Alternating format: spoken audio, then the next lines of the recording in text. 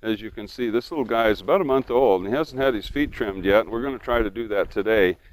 And but their feet grow so fast, and we're gonna offer some guidelines on how to take care of these guys early in their life. They really need to be out and about where they can get a lot of exercise, hopefully to wear some of that foot away. And if they're inside all the time, you end up with a potential for having some problems. So we're going to trim him up here and see if we can't get him some of this hoof distortion taken care of and get him on the right track.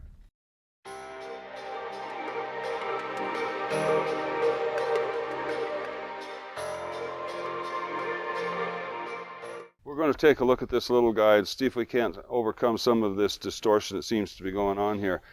As I said before, his feet grow real fast, and if you look at this little heel, its ends right up here. So what's happening is this whole foot is just being leveraged forward. He's got a lot of heel.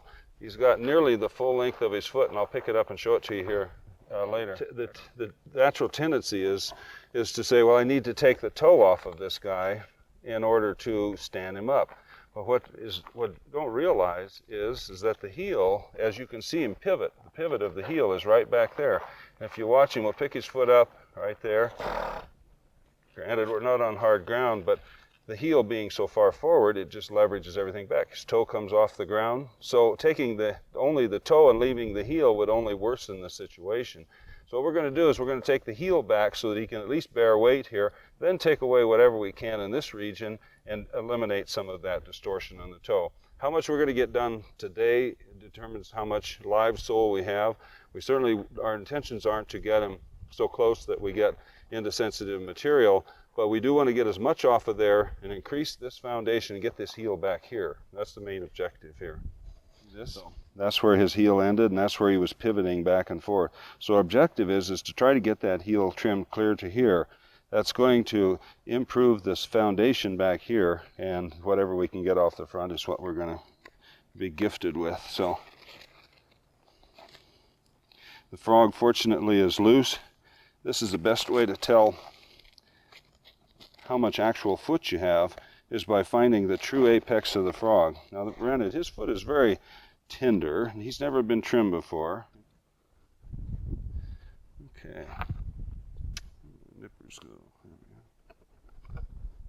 As you can see, the apex of the frog is way down inside. I can't even really reach it with my knife so far, so I'm going to have to take away some of this foot. And I'm going to start right here and snip away as much as I can.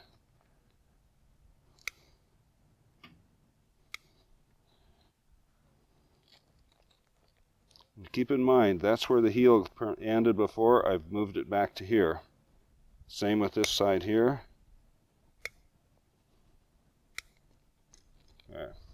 Now, it's at least a good start, but as you can see, we still would like to get that heel way back there. So I'm going to snip away some of this frog. I'm still looking for the true apex of the frog. That's going to give me my best guide to know how deep this foot is. A lot of people think, well, that foot is really live, clear out, and some of them, you know, you can get some sensitivity out a fair distance. But what I'm looking for here is, see this chalky material? I want a reason to trim that heel off. And so I'm going to trim back here, and it's still chalky there. You can see that. Okay, I finally have reached my goal. On that side, I'm going to exfoliate this side. I'm going to be very specific about that. You see there?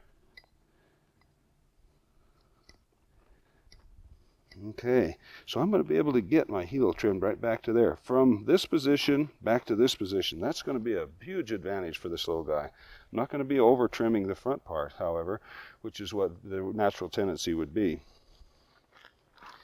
Now that I've got his foot exfoliated a little bit, I'm going to find the widest part. You can kind of see it there. It's just a little ways behind the apex of the frog. And our proportions now are actually pretty good. You see, this was currently up here. This portion was way out there. So we moved everything back. So we're going to make an even bigger improvement in that foot. And you'll see the difference as we get it on the ground again. So.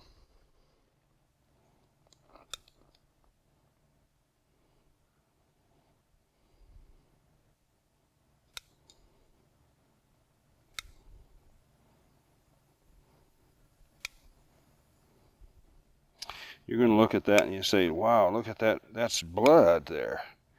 But you know it's not. What that is,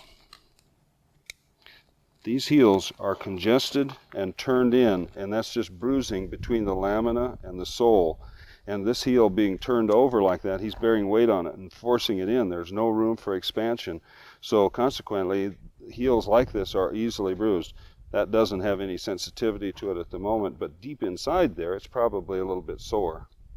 So at least we know that we've gotten him down. This distance here is at the widest part of his foot. You can see now there's a greater distance behind that than there is in front. Simply following the guidelines of the sole are the best guides even on these babies. And you see the frog is in contact with the ground. He can walk on that frog now and keep those heels spread apart. I'm going to rocker this toe just a little bit, like so. We're just going to round this foot up just a little bit here. We're not going to be able to get rid of all of this distortion this time, but again, the procedure is to keep the heels back there where they can provide this little guy with a nice foundation, and the rest of his foot should grow in the proper proportions. These guys sometimes need to be trimmed a little more often than the big guys, just because their feet grow so fast. You notice this guy's only a month old. Look at how much we took off of him. You wouldn't think that would be the case. But if you look at where we're at here now,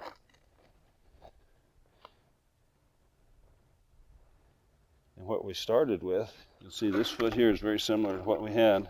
And you see where it rockered backwards? That's the good reason why this heel is detrimental. As I mentioned before, the tendency is to want to stand them up by taking the toe and leaving the heel. It's exactly the wrong thing to do. We've got him pruned up here after a little bit of a discussion about how to do this and everything. So and he seemed pretty cooperative in the end. So I think that now his foot will have a chance to grow in a proper way, and with probably another look at him in another 3 weeks or so would be helpful, and then at least get him continue to go this direction. He doesn't seem to be shifting inward or outward, which is very good for a pony like this. So I think this is going to be a really good-legged pony. And again, if there were some deformities starting inward or outward, varus or valgus, then we would deal with those as well.